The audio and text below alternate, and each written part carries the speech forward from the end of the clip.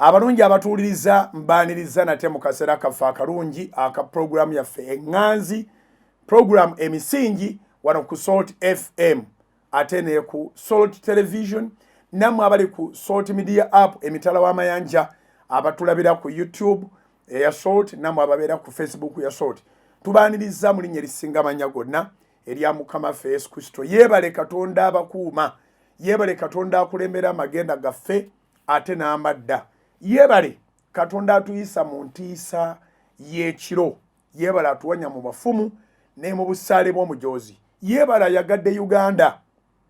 Abooluganda mu biseera bya COVID-19 olabanga ewalala wonna basima ntaana ku ntaana banoonya bunoonya ttaka balinga abagamba bagenda kubaako kye bazimba naye ng'ettaka lye banoonya lyakwongera kusimirako bantu ntaana. Twebaze nnyo Katonda, abalokole n'abatali balokole tugulumize Katonda olw'ekisa kye. Wonna w'obeera mu nsi yonna gulumiza Mukama. Mikwano gyaffe bangi, baganda baffe, bakkiriza bannaffe abali mawanga ago agali mu kusima entaana, naye tubasabira buli kaseera ate twebaza Mukama nti kaabakuumye n'abatuusa wano kiwedde. So tugulumiza Mukama akulembera amagenda gaffe n'amadda ne tusimbula ewaka ne tugenda ne tudda. Ebeera ssala yange bulijjo ove ewaka ogende wadde oli mu bantu okole by'okola okomewo bulungi ewaka kubanga ovaawo bulungi. So Mukama nze ku lwange ndaba akinkoledde nti ofuluma n'ogenda n'okomawo. Omukisa tugusaba era gugenda kujja. Mbebaza mwenna abeegayirizi, mbebaza mwenna abasabi, mwebale abeenyigidde mu kisiibo eky'ennaku 14. Mwebale nnyo, mwebalire ddala. Tewaliwo ngeri gye tugenda kuwangula wabula nga tukkiriza okwewayo eri Katonda. Ate nga tukkiriza okwewayo eri Katonda nga twewayo ng'ekigambo kye bwe kiri. Nga twewayo ng'ekigambo kye bwe kiri.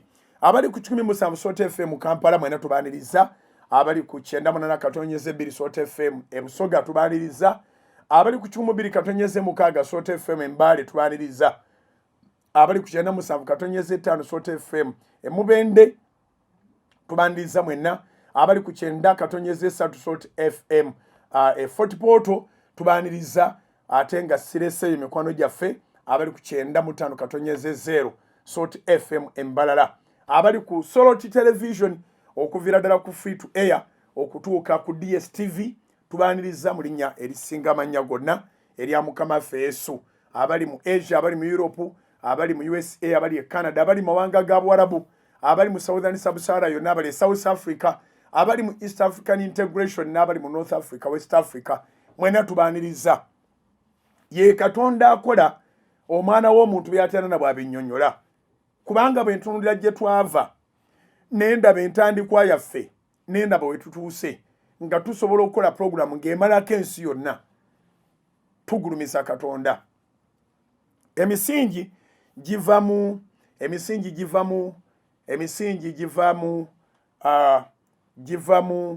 Zabbuli ya 11:3.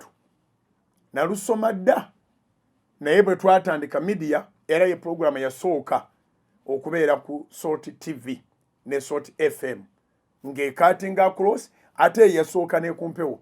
Bwe nasoma Omukama n'anzizayo nanga nti genda mu Zabbuli 11:3 olabe.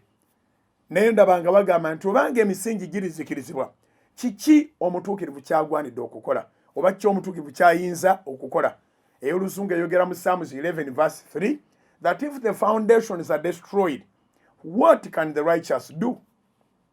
So emisingi gyo gyonoonese mu bintu bingi, naye gwe nange bwe tumala okumanya ekyonoonese ate ne tukyogerako tusobola okubaako kye tutereeza.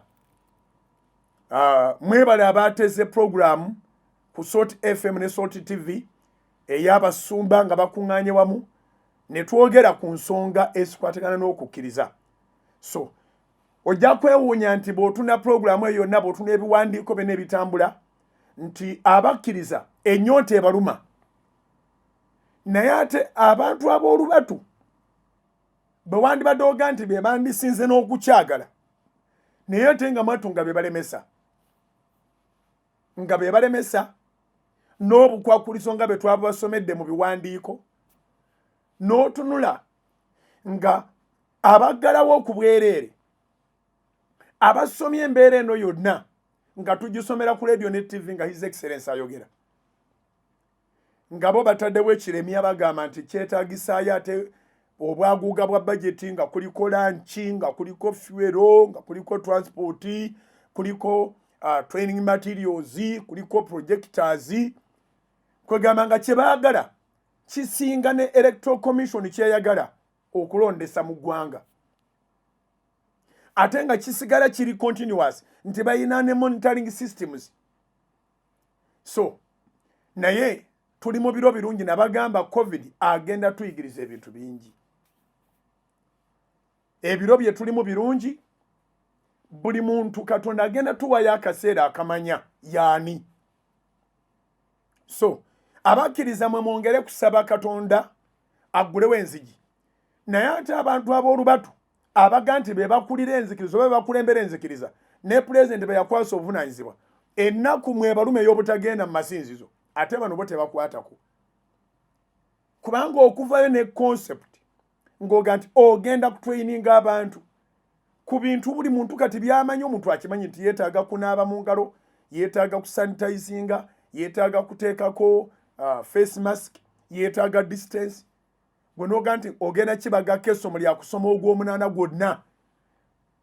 Amakanisa galitandika okusumulwa feezi esooka awo mu gw'omwenda ng'omaze okusomesa naye ng'ogenda kusomesa ku kimazima. Wandisomeseza bw'oba olina resources zo. Naye ng'ogenda kudda ku nsimbi z'omuwi w'omusolo ng'abantu b'ogenda okuyita balina ewalala gye bazze nga tebasoose kufuna certificates. So obunanfuusi bugenda bweyongera okweyoleka. Ffe twababikulidde byonna ebiwandiiko byonna twabibasomedde ate public information osobola nawe kinoonya n'okisoma ebyetaagisa amakanisa okuggulawo ab'amasinzo gonna at large. Abakulu bagamba beetaaga kumala kutambuza ssomo live ku national level paka wansi ku kyalo. Abantu abakulembeze b'enzikiriza baweebwe certificate. So nga ab'omwakedi baguddewo, abasaluni baguddewo, ababodaboda bakola, taxi zikola, tewali alina certificate. Simanyi lwaki kiri bwe kityo. Naye ebikuluma kati njagala otegeere nti si byebiruma bw'olowooza nti byandibadde bibaluma. Era bw'obanga oli mu bulumi wangi, bw'obanga oli mu bulumi salangawo nga toyina gwe weekwasa wabulanga weetadde emikono gya Katonda. Program y'olwaleero egenda kubeeramu ebigambo bingi naye ekisinga okunnuma nti bya nnaku ebimu. Ntuusa okusaasira kwange eri abafamire ezaala omwana ono omuwala eyattiddwa Viola Kakayi abadde musawo ku IHK. Ensonga zaabwe nga ziri ne ku poliisi, ziri ne mu kooti, ziri buli wantu wonna baawukane. Naye nga baawukana nga tebaawukana ng'ekimu ku byekwasibwa bye bintu bye nabagamba nti mu Bayibuli tebiriimu, ensi n'egolokoka. Ekirayiro ekigamba nti till death do us apart kisangibwa mu kitabo kya Luuthi. Era kisangibwa mu kitabo kya Luuthi nga si kya mwami na mukyala, nga kya nnyazaala nga nnamwandu n'omukaamwana nga nnamwandu. Bannamwandu ababiri baakola endagaano y'obutayawukana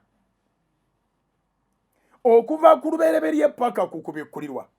Nabassabayo olunyiriri ng'omwami awasa omukyala, omukyala ng'afumbirwa omwami, nga baagattibwa akabona yenna oba nnabbi yenna, oba nga nnabbi yajja n'akiranga nti bwe banaabanga abantu bafumbiriganwa balayire nti okutuusa okufa lekuli baawukanya. Abooluganda ndijjukirwako okubuuliranga abantu kituufu, ndijjukirwako okubanga ebintu by'empakanya era byennwanagana nabyo birwanagana na bulamu, kubanga gwempeereza tiyajja kutta, tiyajja kubba, tiyajja kuzikiriza. Gwempeereza yajja tubeere n'obulamu, ate si tubeere bubeezi na bulamu, wabula tubeere n'obulamu nga bungi ddala. Yokaana essula ya 10 tusomewo program emisingi wano ku Salt Media. Tuludde nga tubagamba ebintu bino nabyogere mabegakaawo, ensi neebuubuuka nnyo. Abantu baavaayo ne balaga nti baasoma, naye n'olwaleero olunyiriri lw'omwami n'omukyalo okuba nti okufa kwe kulina okubaawukanya, omuntu alyoka aggyeyo embazzi wangi, omuntu alyoka aggyeyo embazzi. Ate omwana w'abandi yazaalibwa mu 82, omwana omuto yandibadde mwana muto, naye omuntu ayagala okukola akola muki? Ayamba bulamu bw'abantu, akola mu IHK.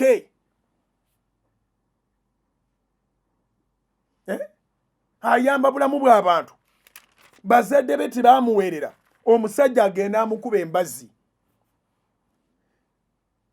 Bayibuli egamba bweti mu kitabo kya Yokaana essula ya 10 era n'olunyiriri olw'10, egamba nti omubbi tajja wabula okubba n'okutta n'okuzikiriza. Yesu n'agamba bw'ati, nze najja zibe n'obulamu era zibe nabwo obungi. Tumakinge Yokaana 10:10, John 10:10, nyanguza kwata. Omubbi tajja wabula okubba, okutta n'okuzikiriza. Full stop wakati mu lunyiriri. Kati awo ekipya ne kitandika, nze kyempagira. Ekipya ne kitandika.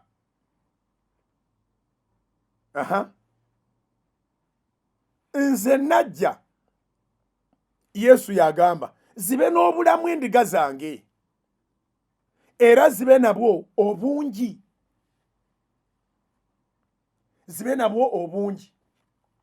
N'olwaleero challenge nziramu okugiteekayo, ng'oli pasita, ng'oli mu abeefudde ba pulezidenti mu ggwanga, omuli pulezidenti omulonde, ng'ogamba nti nze nasoma nnyo bayibuli eyo, olunyiriri kandubawe bugingo asirikeko.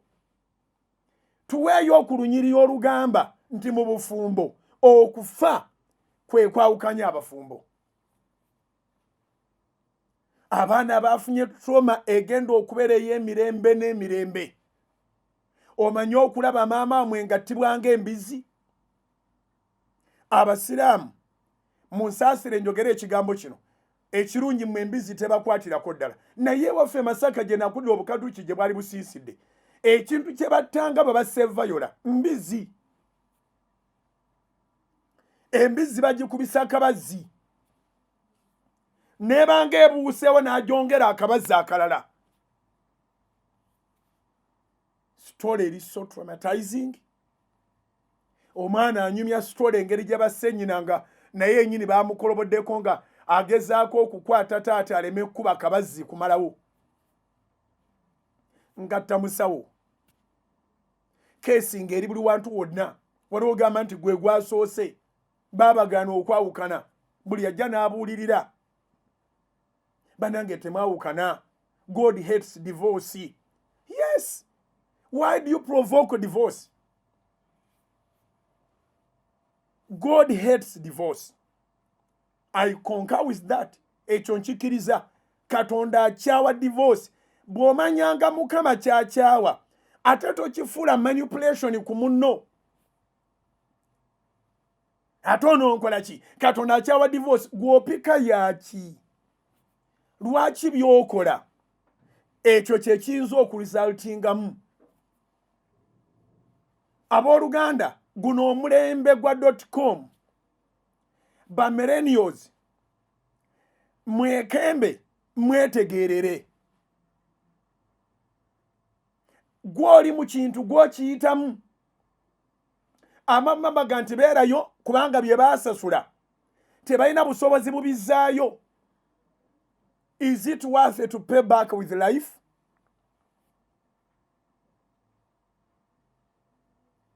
Abantu abafudde bonna beekwasa ekyo mbuno okutuusa okufale kuli twawukanya naye kiri mu lunyiriri ki? Omulokozi agambye najja zibe n'obulamu ne kitakoma ku kuba bubeezi na bulamu wabula nga bungi. Jesus came to give life and the life in its abundance.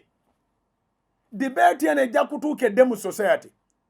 Abaali banvumale mulitegeera nti nze mutuufu. 1. Mudimandinga olunyiriri okuva mu bakabona olugatta omwami n'omukyala nga lugamba nti okutuusa okufa lwe kuli twawukanya nga tebagattagatta nyiriri 1500 nga baleeta olunyiriri olu. In other words, tukyafirwa abantu ab'omugaso, tukyafirwa abaana abato, tukyafirwa abantu nga si mawulire nga si kipya. Kesi ngeri buli wantu nga abazadde bakimanyiiko, nga ab'enganda bakimanyiiko, ab'emikwano nga bakimanyiiko, poliisi ng'ekimanyiiko, kooti ng'ekimanyi, naye nga tuwayiriza Katonda. Ekigambo ky'ogamba nti abafumbo okufa kwe kuli baawukanya kiwayirizo, ekiwayirizo ekinene ekyateekebwa ku Katonda. Katonda agamba nti akyawa okwawukana. Tagamba nti temujja kwawukana. Byakyawa bingi bibaawo. Byakyawa Mukama bingi bibaawo. Kubanga bw'amala obikyawa abantu ng'ate bafuuka ekizibu. Bw'oba owulira nga oyagala bintu, genda n'ebintu okusinga okuleka nga waliwo afudde. Omuntu amaze okudetectingibwa nti bintu bye bimutwala alina okusigaza ebintu, naye obulamu ne buvaawo kubanga obulamu obuddamu ne butandika ne bukola ebintu ebirala. Nsaba abadibetinga mugende maaso n'okudibetinga ne ku social media zonna. Abaana ab'obulenzi mwagala bannyinamwe babattenga n'embazi. Viola yalese abaana 3 bamukubye embazi ne bamumaliriza nga abaana balaba seemu si 2. Tubeera mu bufumbo for public opinions, tubeerayo okulwa bakabona, tubeerayo okulwa mikwano, tubeerayo okulwa abazadde, oba tubeerayo okulwa kwagala okuli wakati waffe ffembi.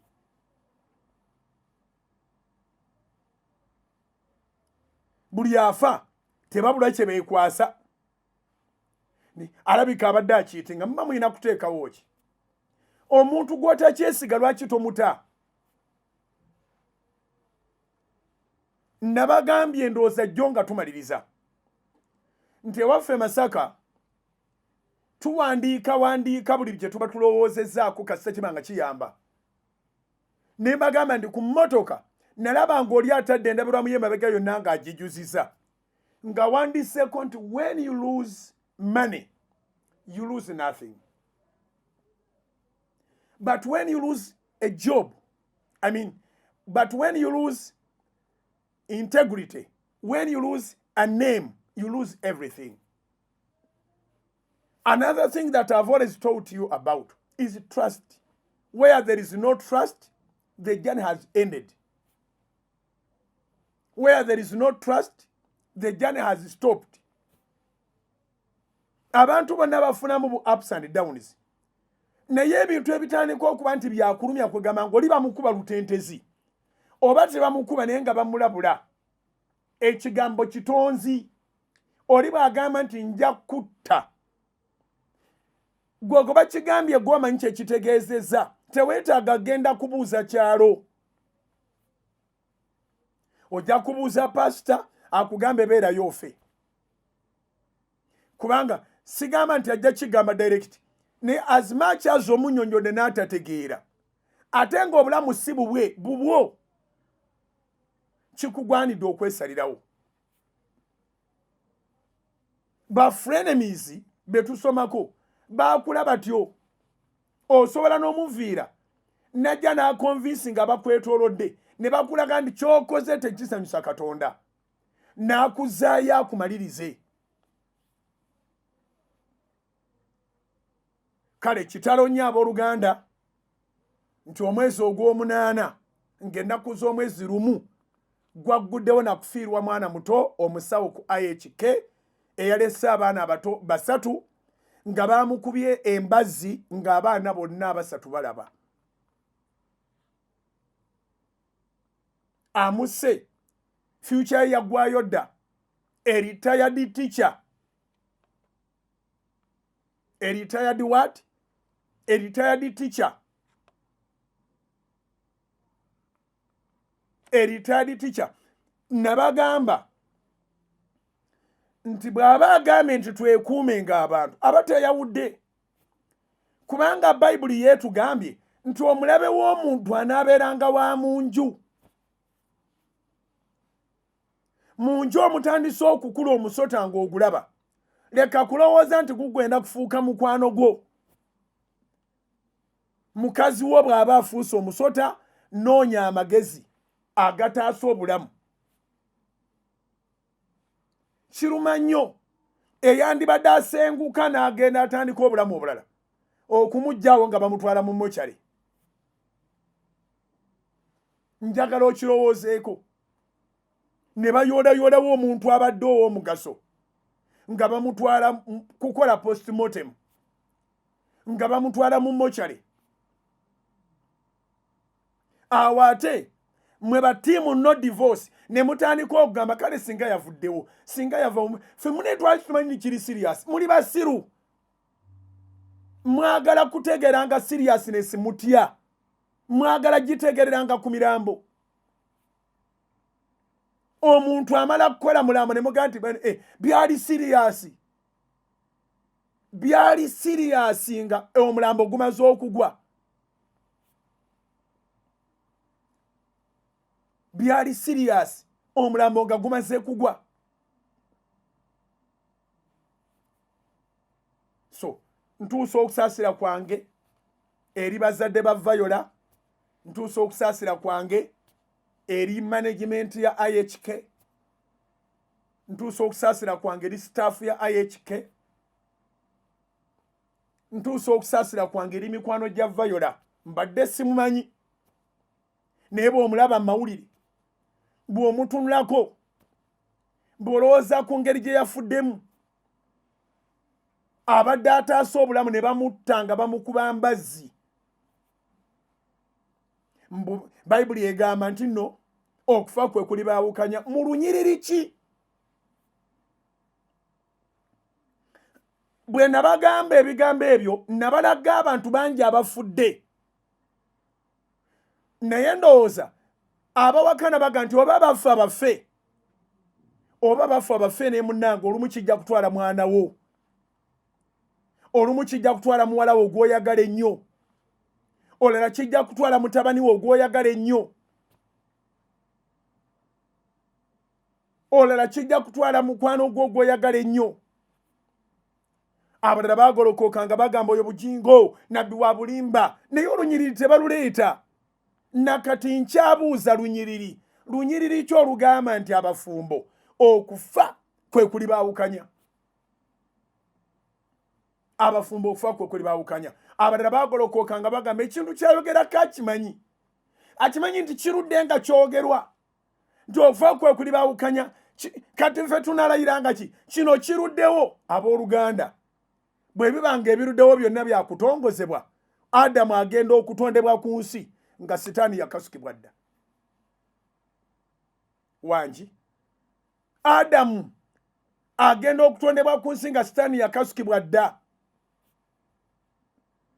Naye Mukama n'amulaga nti naawe wenkukasuse si wawo, kyava atuweereza wano to have dominion. Yatuwa obuyinza okubeera wano. Era abantu ababiri abasooka okubeera ku nsi, Adamu ne Eva. Setaani yaliwo. N'ageza ku Adamu n'alemwa, n'ageza ku Eva n'ayitika, era Eva n'ayingiza Adamu mu kikolwa ekyatuviirako paka Katonda okuwaayo omwana we okututaasa mu musango guli ogwava ku Setaani.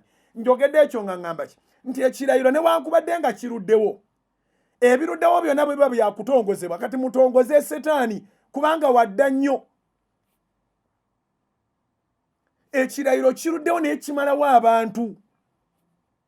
Ate kiruddewo naye nga tekirina ssuula okuva ku lubereberye paka ku kubikulirwa. Ibulayimu ne Saala tebakirayira. Twogere ku baani? Twogere ku Yozefu ne Maliyamu. Mu kufumbirigana kwa nnyina Yesu oba nnyina Yesu ne Yozefu waliwo alina vowels ezo azitusomere we ziri. So we are holding on to something that doesn't exist.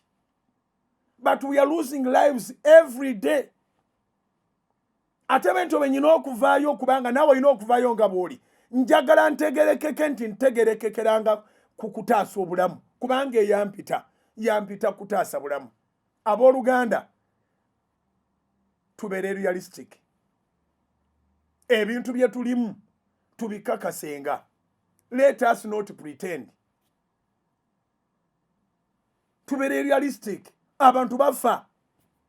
Kati omwezi gw'omunaana gwokka baafudde babiri abategerekeseeko. Omulala omukuumi yatuuse ekiteezi ng'akuba mukazi w'essasi.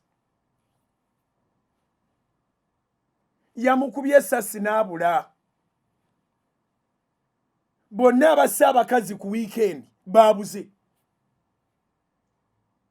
Wangi bonna abasse abakazi over the weekend so far baabuze. Poliisi yamaze dda okonfaminga cases. Tetwogera ku bintu nga tebiriko okunoonyereza kumala. Naye ate bw'ogenda okukola okunoonyereza okumala, abantu bonna babadde bagamba Viola nti okufa kwe kuli baawukanya ne bbaawe. Kati muli basanyufu? Kati muli basanyufu? Bwe nali ntandika topic eyo ngamba nti bannange tuleme kugoberera bintu bizuusi. Tugoberere ebiriwo okuva ku lubereberye paka ku kubikulirwa. Wabeeyo pasita oba omulala yenna aleeta olunyiriri olugatta omwami n'omukyala ng'okufa kwe kuli baawukanya. Abantu bagenda kutandika okutya kyaki. Abantu bagenda kutandika okutya okugenda okufuula obufumbo obutukuvu. Kubanga mwayingizaamu Setaani. Bayibuli etugambye nti emirimu gye gyamuleeta gye gino. Yokaana 10:10. Omubbi tajja wabula okubba n'okutta n'okuzikiriza. Yesu n'ayanjula mishoni ye n'aga nti nze najja zibe n'obulamu era zibe nabwo obungi. Era zibe nabwo obungi. Ey'Oluganda keesigaleko ku TV. Lumaakinga emaakinga olunyi lulimu lwokka lwennyonnyola lwokka. Yesu tajjangako nti wabeerewo abakazi abafa. Yesu tajjangako nti wabeerewo abasajja abafa. N'akamu n'akatono. Kati nkute ya Luzungu ey'Oluganda yeesigaddeko ku TV. John 10:10. The thief does not come except to steal and to kill and to destroy. Then Jesus says, I'm reading New King James Version, and whenever you buy this book and you find the marked red, that means that those words in red belongs to Jesus. And then Jesus said, John 10:10, the second part of the verse, I have come that they may have life, and that they may have it more abundantly. Let me read the verse again. John 10:10. The thief does not come except to steal and to kill and to destroy. I have come that they may have life and that they may have life, it more abundantly. So fe tulina kubeera ku ludda lw'oyo agaba obulamu. Abooluganda, buli abikula Bayibuli newankubadde ng'ebirayiro binyuma obisoma wa? Kubanga abaana baggwawo. Awatali kugwawo mu ngeri eyo, abantu bagenda kwekuumiranga mu kibi. Wangi, abantu bagenda kwekuumiranga mu kibi. Abasajja bagamba bannaabwe nti ogendeyo naye ng'otegedde kati awooyingidde kufa kwe kubawukanya. Kufa kwe kubawukanya. Oli ow'ekitezi yamukubye essasi mukuumi. Yanyuse n'emmundu ng'agenze kutta mukazi we. Kizibu nnyo okubanga kibwatuse bubwatusi bw'ekityo. Kiba kibaddewo nga kikula naye kikula bakunyweza obanga asituka otaasa obulamu. Obanga asituka otaasa obulamu. Abooluganda, tewali muntu ali mandated mu mulembe gwaffe kufiiririra institution. Newankubadde okufiiririra ekiyenje. Yesu yawaayo obulamu bwe tubeere balamu.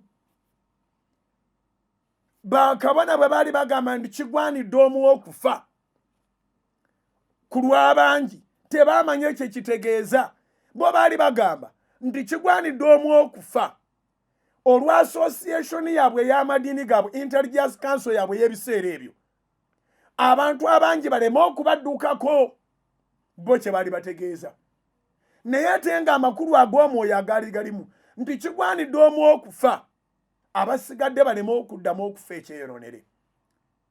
Okufa okw'omubiri n'okufa okw'omwoyo Yesu yakisasulira.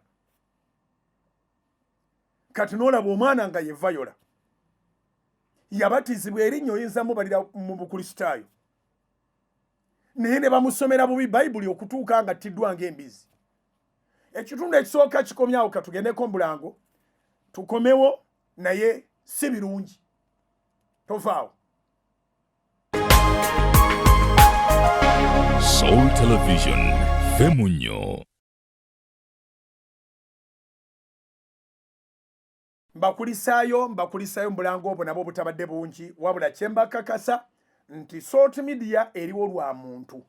Salt Media eri wakati bweti nga eriwo ku lw'abantu eri Katonda, ate ng'eriwo ku lwa Katonda eri abantu. Nolwekyo akalanga ako nga bw'okawulidde, bw'oba otaddeyo ssente zo manya tugenda kukola omulimo Katonda yamanyi kyalikuwa ng'enjogera bw'egamba, naye nga tugenda kulwana okubeera beesigwa. Era tulwanye okuba nti buli kye tukola omuntu akitunulira bw'ati n'alabanga interest ze mweziri. We tukomye nga twogera ku Yokaana 10:10 nga Yesu agamba nti ye yajja tubeere n'obulamu ate tubeere nabwo nga bungi. Naye unfortunately abasomesa ebigambo bya Katonda, ebigambo bya Yesu mwayongeramu ebitali mu Bayibuli. Ngojeeko okuba nti nze navaayo mbalaga bye muggyemu. Ate era Mukama yanfukako amafuta okubalaga bye mwayongeramu. Amaka gabuliddwa meaning, amaka gabuliddwa sensi, naddala ago agali mu Katonda. Amazima gasigale nga mazima. Abantu abali mu kubeerawo obubeezi basiŋŋanamu ekitiibwa era beeyagala. But where is God between those people? Kiki ekibatiisa ogende wa Katonda? Ne baba bakyabakolako obukozi nga bali mu kuteekateeka. Era abababuulirira baga nti kino kati kye muyingiramu kufa kwe kubawukanya. Okwandibadde ng'okubuulirira abafumbo nti muyingidde mu bulamu obunywezezza obulamu, ate mugenda kuwona obulamu nga bungi ddala. Babayingiza mu kufa. You are inducted into death. Katoli kyavaga nti agamba mawulire sigaagala ne babeerawo bwe batene ne bakaddiwa. Ewaffe Masaka gye nakulira ng'abantu bakaddiwa nga tebagenze mu kereziya. N'olwaleero abali mu kereziya e Masaka n'abatatwalangayo obufumbo bwabwe tosobola bageraageranya. Wangi ewaffe Masaka gye nzaalibwa Obukatuliki gye buyina ekitebe nga bonooga nti Obusiraamu buli Butambala. Naye ewaffe Masaka abafumbo abaatwala obufumbo bwabwe mu Kereziya n'abafumbo abalina abaana abaguladuwetinze n'oguladuwetinga nga tebalina na ssuubi lyonna lyagenda mu Kereziya enkya okugattibwa, toyinza bageraageranya. Abamaze okulinnya mu Kereziya bayinza okuba 5% oba 4. Abatannaba kulinnyayo abaakayingira obufumbo n'abaabubeeramu edda abaabazaala abo bali mu 95. Awo mu 95 baagalana, batambudde ebbanga ddene. Omukazi assaamu omusajja ekitiibwa alinga agandi bwe tukikola ayinza okundeka. N'omusajja ayagala mukazi we mu ngeri eyo naye n'abababuulirira n'ab'oku kyalo ne basenga kati olwo obeera ofumbirwa buto naye nga bakuindakitinga mu death era bakubulirirawo nti kaakati nno munnange ogenda okulayira, ogenda okukuba ebiragaano, ogenda okulayira ne mwana munno wadde baba bali mu 5 emyaka, naye kino ky'oyingiramu weera nga weenywezezza kubanga kati awo okufa kwe kuli baawukanya. Kye kigisayo omusajja mukulu ono embazzi n'atemaatema Viola. Abalinga abali ku mwezi bw'oleeta topiki bweti bonna ne bawaawaala, bonna ne babuubuuka. Sibasabira bubi naye kinyuma mwe mwenna abakyawakana nga bye muwakanya ate mumanyi tebirimu mu Bayibuli. Abaana bamwe gye balaga babatte gwe munaategeera ekigambo kino bwe kifaanana. Kuba kati weebuuze maama wa Viola ne taata we bali ku ki? Baaweerera omwana okuva obuto. Akoze mu IHK emyaka 10. 10 years of saving lives and then you end up dying like a pig.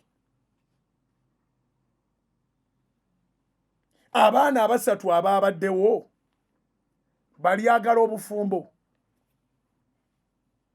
Abaana abasatu abaabaddewo omwana naleetinga nga lutabaalo nannyonnyola taata bwe yakutte embazzi n'atema, n'akwata embazzi n'atema. Aliyagala taata? I think between life and death, no fool should choose death. I repeat, I think between life and death, no fool should choose death. Because even Jesus came to give life and life in its abundance. Obulamu ate nga bungi. So abantu abamu characteristics ze twabagamba ziri mu bulamu bwabwe until when you get to live with that person. Ewaffe Masaka bagamba nti atamukute yagamba. Atamukute yagamba yaye, kwatira ddala onyweze yaye, nga bakwataganya ekiko. Naye ng'oli bamunyiga embiriizi bazimalawo. Abakubi b'ekigo balina kye bayita ekyuma, n'akwata n'asiba bw'ati. Buli lwanyigamu bw'ati, bano bongera kuyimba. So, ndowooza nti kyekiseera tufeesinga reality. Abooluganda, manyi nga puroguramu eno ng'ewedde, era abaali bagolokose bajja kuddamu bagolokoke, naye mbasabidde essaala embi abaana bamwe gye bagenda babattireyo lwe munaategeera kye kitegeeza. Kubanga bwe kitamala kubaako osobola obutakitegeera. Abaana b'abannammwe babagambye tufa, n'omugamba nedda alimba tajja kutta. Kati mu ddakiika y'emu nga bafulumya omulambo n'ogamba twali tumanyi nti no biri serious. Kati seriousness eyo kyenva njagala babeerere ku baana lwe munaagitegeera. You are real frenemies. You are hypocrites. abamu baagala gereza ku bwabwe naffe obwaffe tebuteredde naye tunywereddeyo gwe beera mu bubwo. Sirowooza n'akamu n'akatono nti Katonda asanyukira okufa. Bayibuli egamba bw'eti Ezeekeri 18:23 Ezeekeri 18 nva ku 23 Bayibuli egambye bw'eti nina essanyu lyensanyukira okufa kw'omubi bw'ayogera Mukama Katonda. Olaba n'omubi Katonda tayagala afe. N'omubi Katonda tayagala afe. Ezeekeri 18:23 nina essanyu lyensanyukira okufa kw'omubi lumakinge bw'ayogera Mukama Katonda, naye saagala bw'agaza akomewo. Obanga Katonda ayagala okomewo ove mu bibi, abazadde mbeegayiridde mulemenga okutunda abaana ng'abatunze embidde. Mulemenga okutunda abaana ng'abatunze amatooke nti baaliyunja mu lusuku teridda.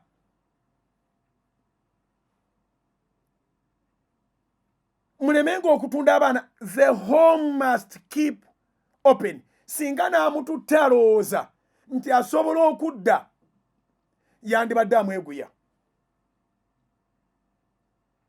Naye abamu babakuba emigo nga bamugamba saakugula, balinga abaagula ba slaves. Saakugatta, okimanyi nti walayira nti okufa kwe kulitwawukanya omugere, eŋŋuumi, teke, ng'asamba akakazi katu.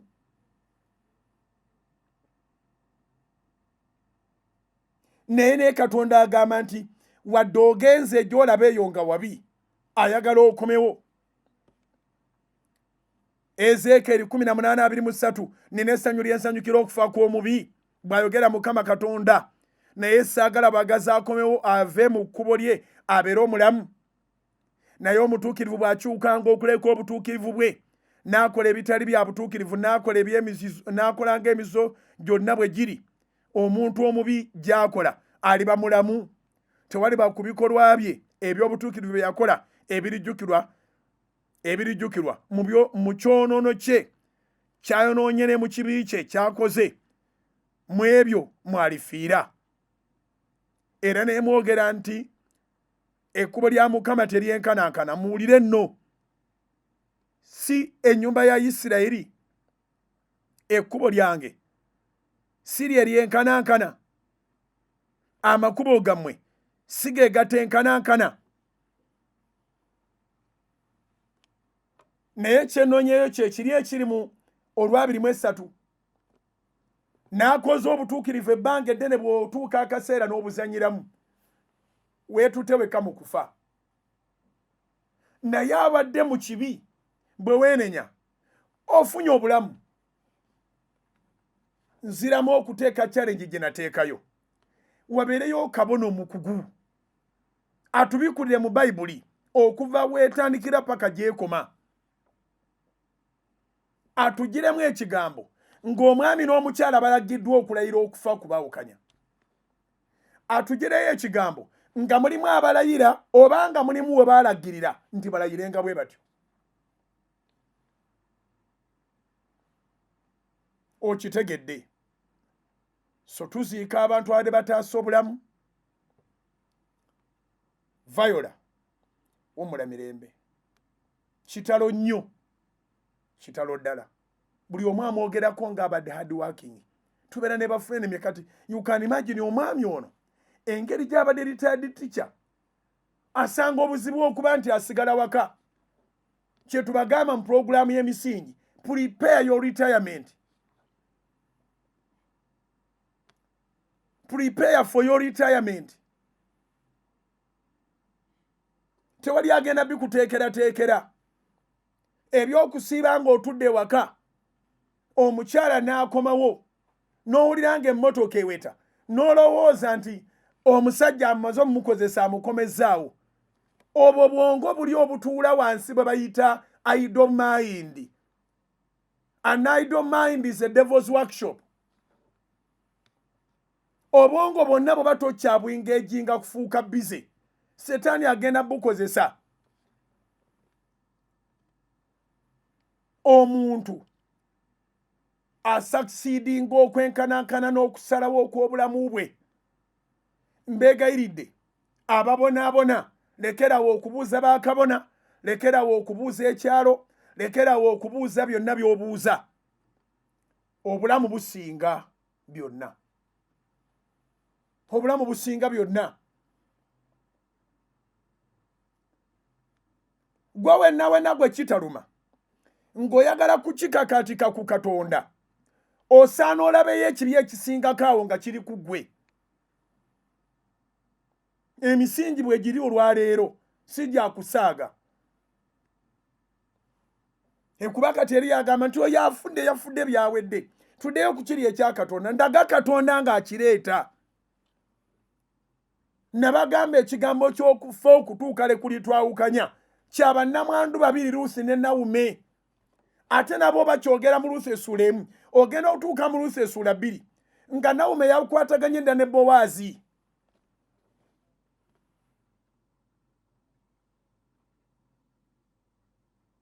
so nabo omu yafumbirwa nga tebaawukanye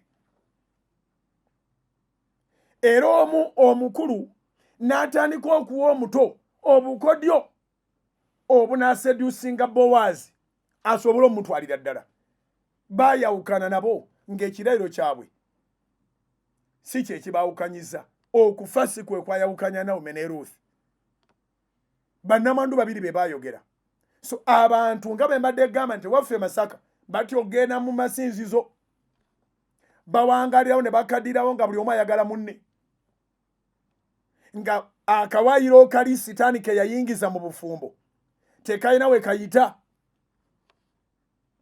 wangi akawaayiro kali sitaani ke yayingiza mu bufumbo kubanga ye yajja okutta buli wowulira okutta manyanga emirimu gya sitaani yajja okubba okutta n'okuzikiriza naye Yesu yajja zibe n'obulamu ate zibeere nabwo nga bungi ddala. You understand?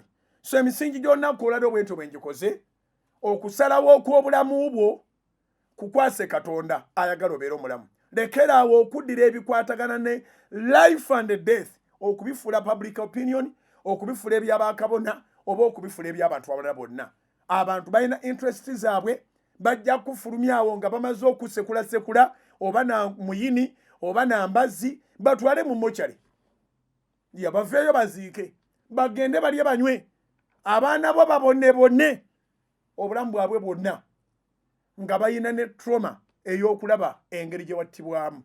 Alozias Bugingo gegange programu emisingi ekomyawo njagala okirowoozeeko nyamba ngambira kabona weewamwe akulaga olunyiriri olugamba nti abafumbo okutuusa okufa lwe kuli baawukanya ndukomezaawo kubanga Uganda yafiiriddwa mu ssawo nga muto abadde akola kwayo ekike Viola yafudde yalese abaana basatu bamusenga abaana balaba nambazzi nga abatta embizi okyagala ku muwalawo okakasanga Katonda yakyogera bw'oba okakasanga Katonda yakyogera I stand to be corrected jayo olunyiriri tovaayo okunvuma jayo olunyiriri buli avaayo okunnyanukula nga tojjayo olunyiriri lwa musajja na mukazi Katonda nga abalagira obanga balayira nti okufa kwe kuli baawukanya ensi ejja kukutegeera nti oli mutwe mukalu.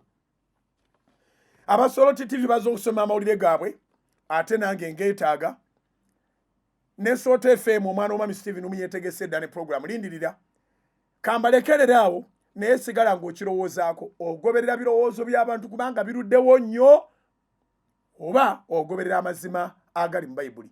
Bayibuli ega nti bwe mulimanya amazima amazima galireeta eddembe singa amazima gamanyibwa ekirayiro ne kivaamu nti okufa kwe kwanaayawukanyanga abantu bonna bagenda kweyiwa masinzo bagattibwe ate bajja kuvangayo ng'omusajja teyeesunga kutta mukazi nga n'omukazi teyeetunga nga tewali alowooza nti ekizibu kyabwe bakisolovinga na lumbe nga bwe bakuhabitinga nga tebalina rights za kutta bwe batyo bagenda okubeera obulungi nga tusomye Bayibuli mu mazima gaayo musule bulungi.